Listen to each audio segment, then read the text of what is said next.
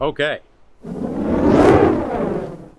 Benny from Nomad Effect, back again for another video. We've got a couple of videos coming up where it's kind of like just our day-to-day working on the cars kind of stuff. We're going to pick up a car trailer on the weekend for something really exciting. Sophia's down here trying to work out how to use a grease gun because we've been working really hard, and I had a little sneak peek of something to show you,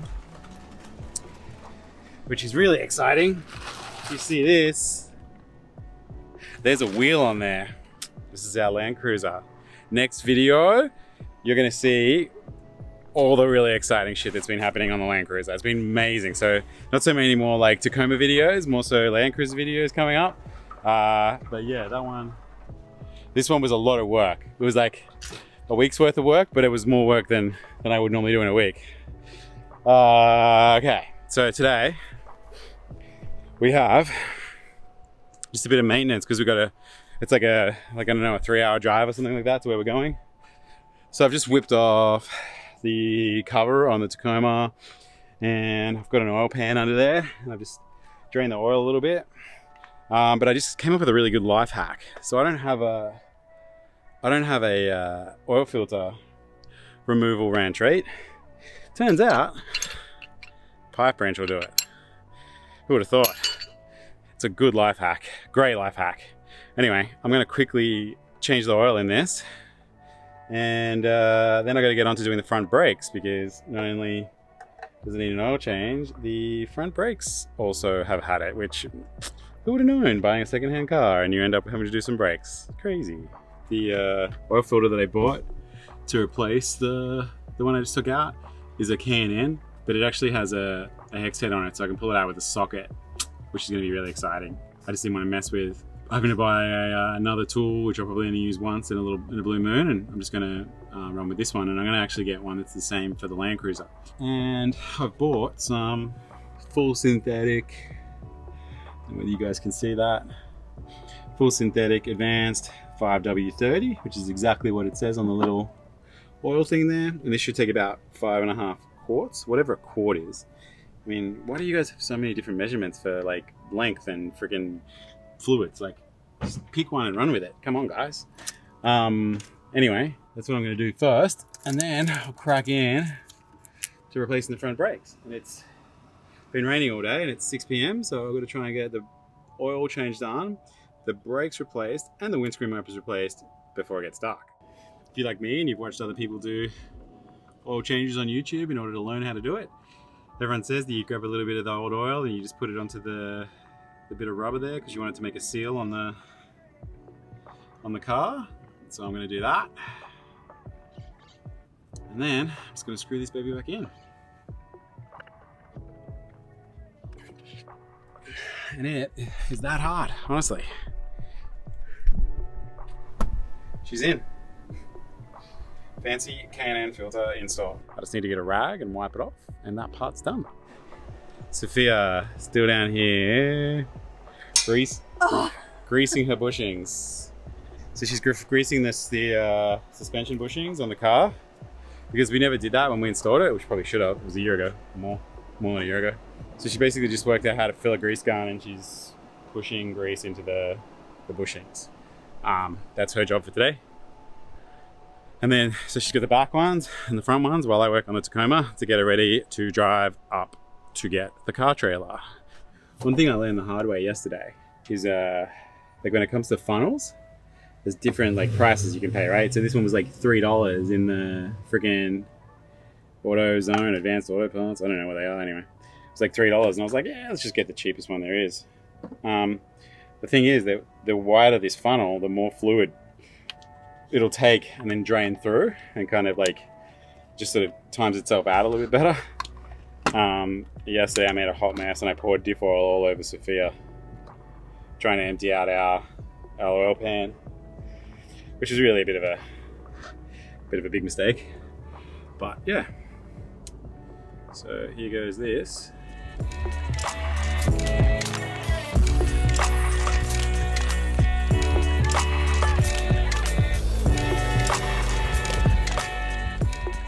And then you hang on to this to pour the old oil into it.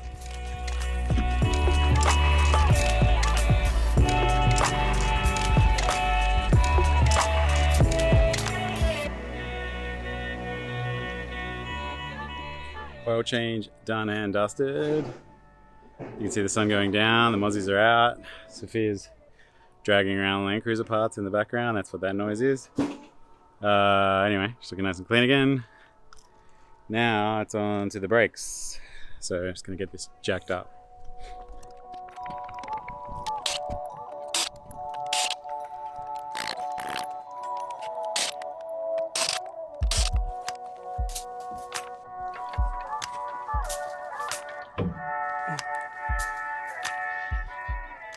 I can't even get the wheel off. I'm gonna have a crack at this. But it's time for a Sophia update. So she's moved on from greasing the nipples to adding some oil to the back diff. So she's under here. Not sure whether the best way to get a shot is. I'm gonna try this one. So there she is. Hanging under the car. Ah! Pumping. There was oil in here. It was? Did it look clean? Yeah, it doesn't look so ugly. Anyway, so she's pumping iron. So she's pumping some oil into the back diff because we redid the whole thing, but we never actually put the oil back in it. Anyway, Sophia update over. The next day. I'm trying to make an interesting video for you guys this week, and I came out here yesterday to put some new brakes and do an oil change on the Tacoma, and I just keep having to race the weather. I'll show you a little bit of footage that I shot yesterday afternoon. Boom. All right, let's get the wheel back on. I'll show you guys tomorrow in the light, the next one. It's not going to be a bit of a rush, so whoops. Whoops. And I think it like really just reinforces us getting the house and everything like that, because it's just becoming this whole like weather and like the heat and everything like that is just becoming stupid. So we really need a garage, and it always just seems like we have something to do. So weirdly enough, yesterday I replaced the oil, chucked in 5.5 quarts, whatever a quart is, and I've got a bit of a leak, and I don't know why. No idea actually. It's not coming from the drain plug or anything like that, so I have no idea why that's happening. But I have to replace this disc brake today because I only got the other one done yesterday. And it does look pretty cool in there.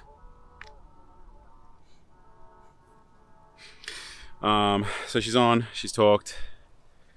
So I'm hoping that we don't have any problems with the oil. What's actually happening is we're gonna drive this 2.5 hours, 3 hours into the middle of Florida to pick up a car trailer so that we can move this girl to our new house. We just can't seem to get around using the cruiser as a bit of a storage thing. Every time we pack up every night, it ends up being really dark, and it's really hard to find anywhere to put all this stuff, and we don't really want to leave it inside in Soph's mum's house, and the shed actually leaks. So it's been a pain in the butt, but this gives you a bit of an idea of what we've been doing. This is some diff oil. The diffs are full in this baby right now. I mean, these doors are actually shutting. I just don't have the top latch here. But it's all working. And even my little contraption here that I created, that bit of a custom thing there. I was pretty proud of that myself. And yeah, so we bought these boxes, which they actually sit under the tonneau cover that we bought for the Tacoma. So the plan is to store tools in these and then lock down the tonneau cover and have the back door of the Tacoma lock, which doesn't come standard, which is stupid. But yeah, we're like putting the jack and all the tools in here. So yeah, so hopefully this all changes like next week when we move this girl. So, you know, maybe we'll store some stuff at the new house, even though that doesn't really lock either. So I don't know, we'll work it out. But I'm always a bit upset about having to store tools or store anything in the cruiser. While I'm doing these brakes, I'm not gonna do a full how-to, but I'm gonna run through the steps on how easy it is to do this. It's not Soph and I were joking around yesterday, and we're gonna kind of like base all the difficulty levels off basically rebuilding the knuckles on the front of the Landcruiser. Okay, so rebuilding the knuckle on the front of a Landcruiser is a really in-depth, kind of complex procedure for someone who's not a mechanic, I guess, and maybe even for some mechanics, because a lot of the people that I reached out didn't want to do it either. So when you do that, you have to take all the drive shafts out and fully rebuild the knuckle, and even like replacing the brakes on that car wasn't easy. And we replaced with new calipers. So it wasn't even like we were having to recondition the old calipers. So what I'm gonna do is I'm gonna set this up. First step is simple. You just jack up the car. There's 4 jack points on these Tacomas, which are basically on the frame here, and I'll kind of show you guys as I do that. And then, yeah, I gotta get it done really quickly because today I'm actually chasing weather on both sides, which is not normal. Normally I can just see it coming through over this way and it goes out to sea and it kind of drenches this as it goes out. But today I'm surrounded. It's even coming up over this side now. And yeah, look, even coming over the house. So I've got weather coming in from 4 sides. And we leave today, so I have to get this done because we have to take the car. So I've already done one. I can't like drive off with one brake done and one not. So let's go. All right. So I'm gonna run the jack through here from the front of the car, jack it up, and then that way I can chuck the jack stands in behind it and keep up the frame. And that way when I'm under it, it doesn't come down and crush me on my face.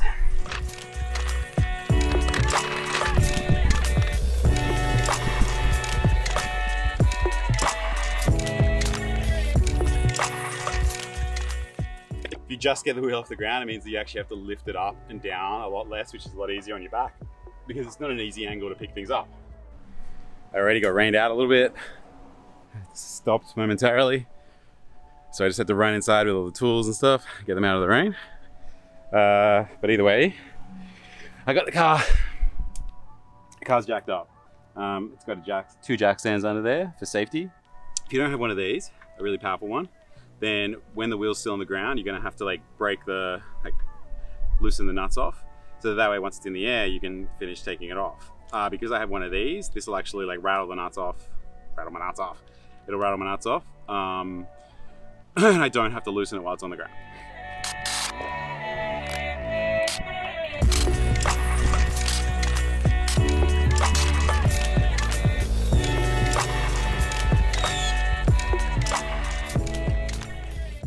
She's stuck on. I'm gonna go and grab a pry bar to pull it off. It's definitely overkill for this, but I'm just gonna lightly pry it against the caliper here. She comes off really easy. You gotta be careful. Like we have steel wheels on the Cruiser, so I can kind of give them a bit of a reef, but these are aluminium. And you don't want to damage the aluminium rim. For safety, a lot of people will put the tire under the car, but I don't want to sit in the grass and get my bum wet. Next step. This little clip here needs to come off. Basically, you just get a screwdriver and you poke it against there, and then you tap that screwdriver, and this spring will go flying off if you're not careful. But if you kind of put your hand under it, you can catch it before it goes off. That one comes off, and that basically just allows me to loosen up this caliper and tuck it up out of the way. And I'm going to hold it up out of the way with one of those stretchy kind of like packing straps. I'll show you it as I kind of do it. Let me go and get a screwdriver and a hammer to get that off. And I'll get a 17mm socket to pull this one. And like I said, this is not really like a how-to. It's just because there's plenty of how-tos on the internet with mechanics and people that know what they're doing. So this little clip here is what I'm removing right now. And it's super easy.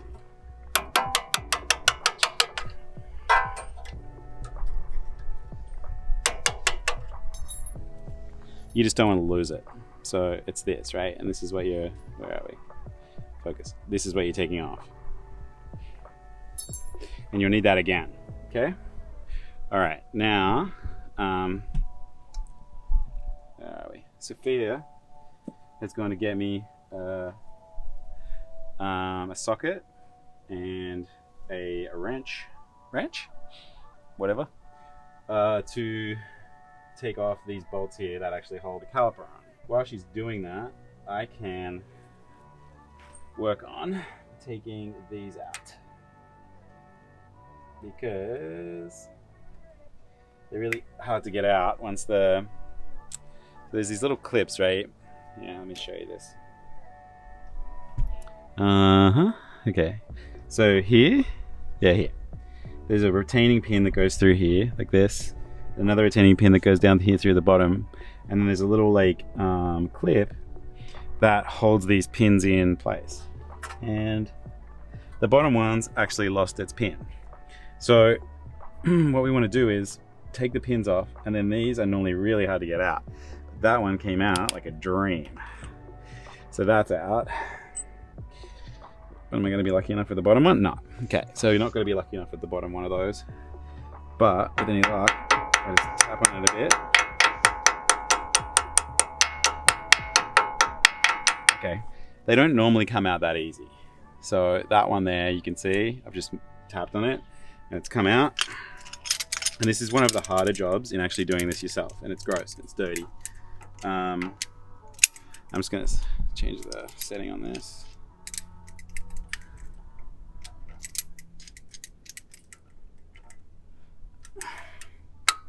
And I'm going to try and pull it through. Oh my god, that was the easiest I've ever seen one of these come out.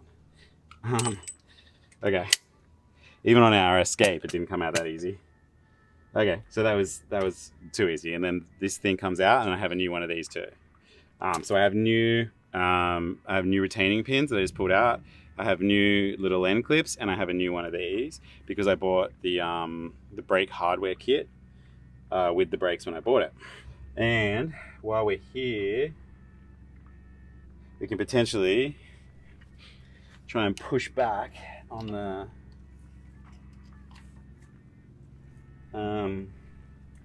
on these brake pads to, oops, I'm pushing them in. I don't want to do that. I don't want to do that either. Maybe not. Let's try it. No. Okay. So I'll do that once it's out. But basically what we need to do is we need to compress these calipers down because they're pushed out. And if I try and put the new brake pads in with these calipers pushed out, then they're not going to fit. So they have to be pushed all the way back in. I cannot do anything about noises on the street. They need to be pushed all the way back in, and yeah. So we've loosened up this guy, and now I just need Sophia, my assistant, who's from outside the camera, is going to hand me 17mm sockets, which is exactly what I need. I need a long one for the top because I need to clear the brake line, and I need a short one for the bottom because I get more leverage with it, basically. And you brought me the ratchet too? Oh my god, it's hard to get good help these days. This is what I was asking for. Aye. Oh. Woo. Okay. So, I'm not the strongest guy on the planet, but like, you do have to have a little bit of muscle to be able to do that. Almost popped a 4 foot. Alright, so she's off. See if I can get the bottom one done the same.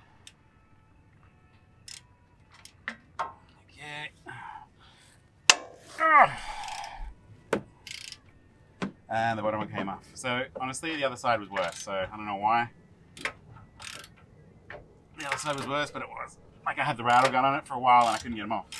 This is boring, so I'm going to pause this and I'll show you when the caliper comes off. So the bolts that I'm undoing are, there's one here, and then there's one down here. Okay. They're just the only 2 bolts that hold basically hold the caliper in. I got out from underneath the car because I don't want the caliper to basically fall on my face. So these are the straps that I use to keep just lift the caliper up out of the way, and I just hook it onto like something up there, like whether it be the spring or whatever else it is. I got a long one and a short one. I got these from, pretty sure we got these from Harbor Freight. They suck, actually. Like they start out really good and they're cool because you got a heap of spares of these and you can just buy more of these if you want, whatever else. Problem is they're affected by the sun and they crack. So we had these on top of the Ford Escape. If you look way back, we got videos of us traveling across America in the Escape, which was super fun. We had the same rooftop tent that we have on the Landcruiser. It's kind of what got all this started. And the sun actually, like in the month, I guess, that we were off-road, these got affected by the sun and they actually started splitting and cracking, and we were using them to hold down the spare tire on top of the rooftop tent. And yeah, it was not they were breaking in my face. So it wasn't a fun experience. So yeah, anyway, this is what I use to hold the calipers out of the way, and they don't need to be that strong to do that. So here we go. She's now loose. And she'll come off like so.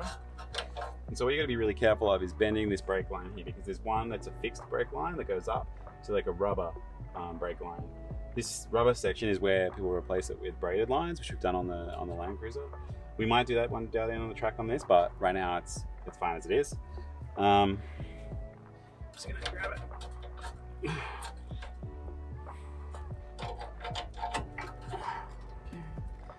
So these brake pads have actually separated. Not exactly sure what that means, but it can't be good.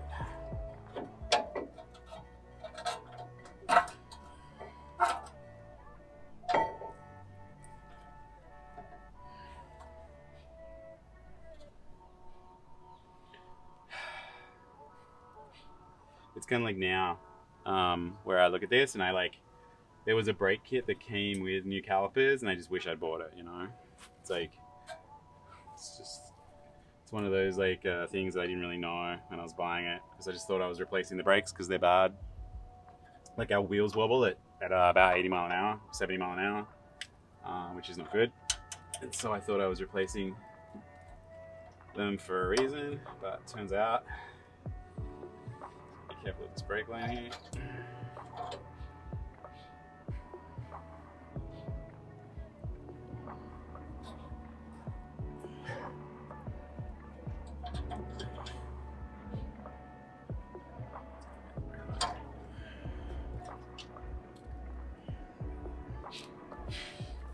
Okay, so then this girl has to come off,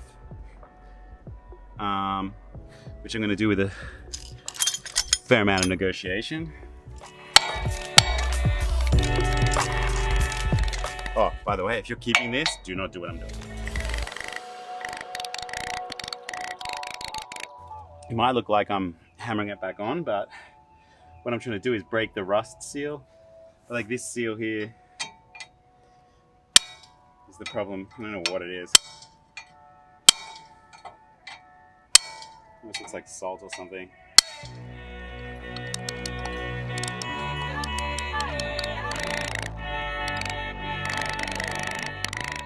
I'm just gonna basically keep doing this until it comes off. I'm not gonna change my tactic here. So I'm gonna turn this off and I'll show you when it's off. So I just basically kept hitting and hitting and hitting until this stuff came loose at the front and she came off. And that's the piece of crap that I just hit off. So yeah, these rotors are really bad. This is not something you have to do, but our car's really kind of dirty and rusty. So I'm just gonna like give this a quick clean. Now what we're gonna do is grab one of these old pads and I'm gonna put it back in to the slot. There it goes. I'm gonna use a basic clamp to push back in the caliper pistons. This is something I always forget to do, and I put the caliper back on and then I'm like, I didn't do that, blah, blah, blah. Like I said, if you want to see someone who actually knows what they're doing, look up one of the mechanics on YouTube. I'm just giving you guys a bit of like a run through. Okay, and like if you just tighten this up, you can see that these pistons are being pushed right back and they actually go all the way in. Something else to consider is the fact that because there's like brake fluid running through here and they're all hydraulic, you're supposed to hold both sides in at the same time. I just don't really have the tools to do that, so for me it's a bit of messing around, because like once I squeeze these ones in, it pushes this one out further, which is annoying.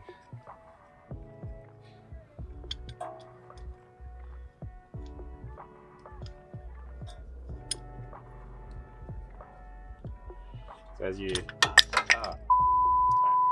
so watch as I put this one down, it's going to push out the other ones. See these guys coming out?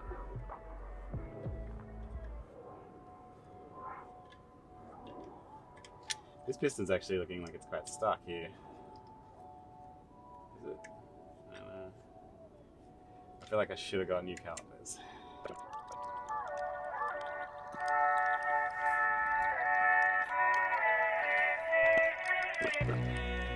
Right.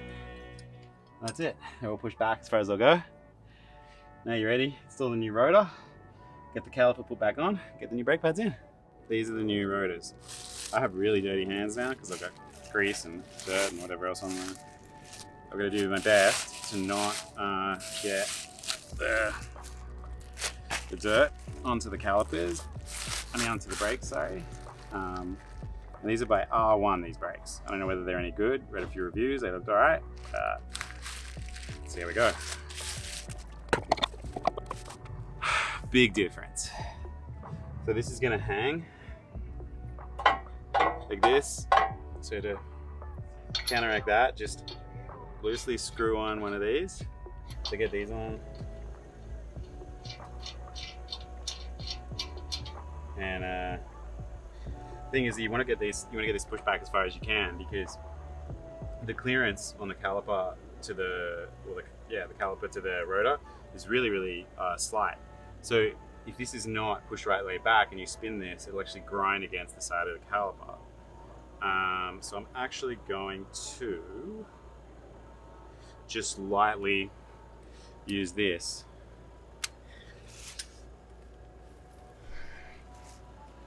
to tighten that up.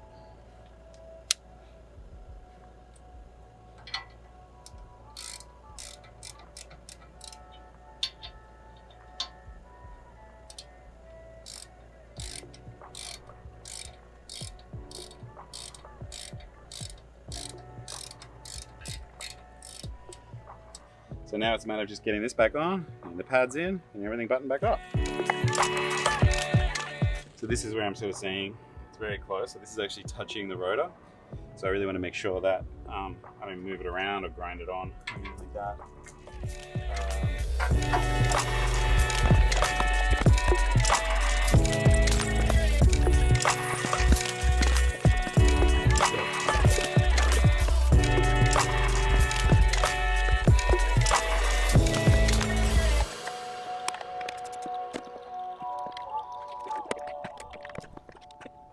Yeah, tighten that up to about 4 on the Benny scale. I have no idea what that is in real life. Okay. Now to chuck the new pads in. Just make sure this still spins okay. No idea what that blue thing is. But she's good. You're supposed to put grease on the back of these guys. I don't have any. So I'm gonna put these in, and I'm probably gonna have to take them out again and put some grease on them. But like I said at the start of the video, we have to be driving in a couple of hours, so I don't have time to do that. So I'm gonna put it in. There's a bit of grease still left on the pistons of the caliper, and I didn't clean it off for this reason.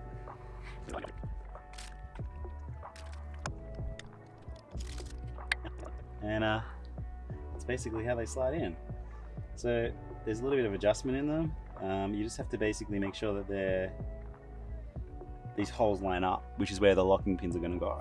So these are the new locking pins, and they go from front to back, and they line up like so.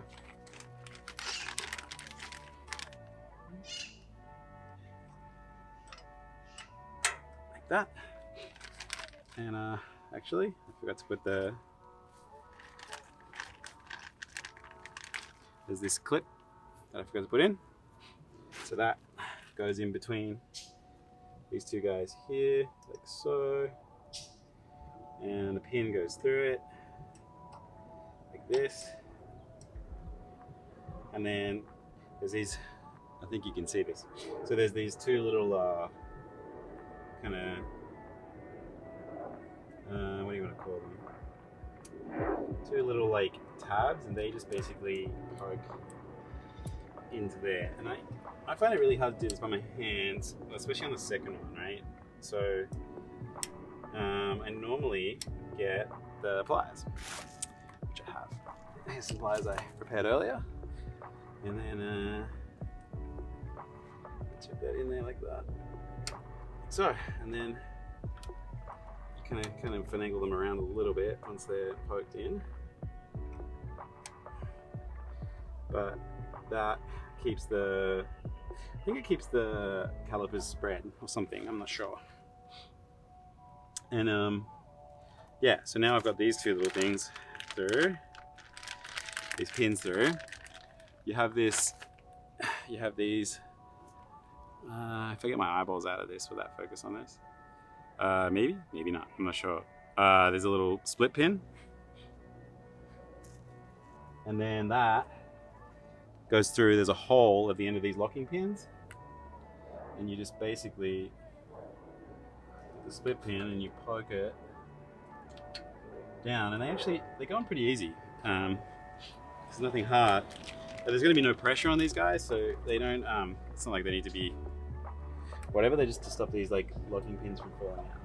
So, and that's it, both in. Both buttoned up. The wheel still, okay, the rotor still spins. And now, the little pin that I took off first. Last night, Sophia and I had an absolute bee of a job trying to get that pin back in. So we are going to do this on camera because honestly, it shouldn't take two people that long to do that. It should be the easiest part of this whole install, but it was not at all. This guy is what I'm talking about. Had the eyeballs. All right, so this thing, like when you're finagling, it kind of twists around a little bit. For what reason? I don't know. Maybe I do it wrong, but who knows. So last night I got these guys and I lightly clamped them on to the back. Here, like so. It's not light at all. Why is that still clamping on there? Yeah, like so. Okay. Which allows me to kind of maneuver this guy a little bit. And then it's definitely a lot easier to do in the daylight, I have to say. And that goes through. And then this clip goes back on. I think it goes on this way, wasn't it? Okay. Now, something that took us like probably 30 minutes last night in the dark, it's just taken me all of like 10. And I'm wondering if that's just because I learned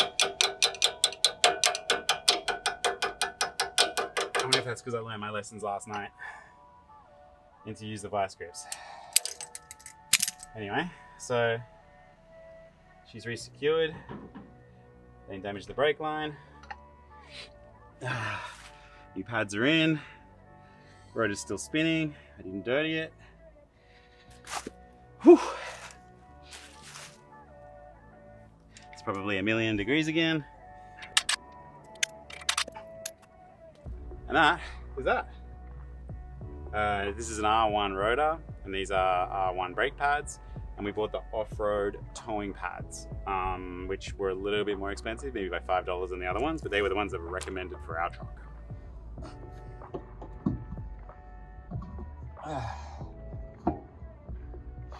Right, and then these ones have like little locators on them, so you got to put them in real gentle.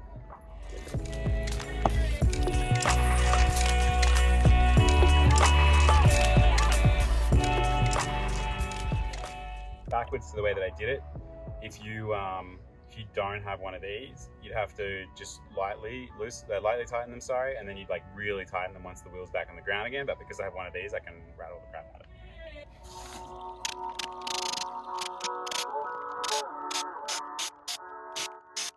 As I said at the beginning, not sure whether this was the most exciting video in the whole entire world, and I'm pretty sure there are definitely people on YouTube that have done it better than me. I just wanted to show you guys how easy it was. I'm not a mechanic. I'm wearing my workout gear, and I'm sweating into my shorts because it's 1,000,000 degrees out here. So if I can do this, then kind of anyone can do it. And if you want to upgrade to some like really fancy brakes, like these ones are really fancy brakes, and I would have saved probably $500-600 on this job because I did it myself. So yeah, we promised you guys weekly content. We're keeping up our end of the bargain. If you don't love it, please don't dislike it. I'm not saying I know everything. I'm not saying I'm the best at everything.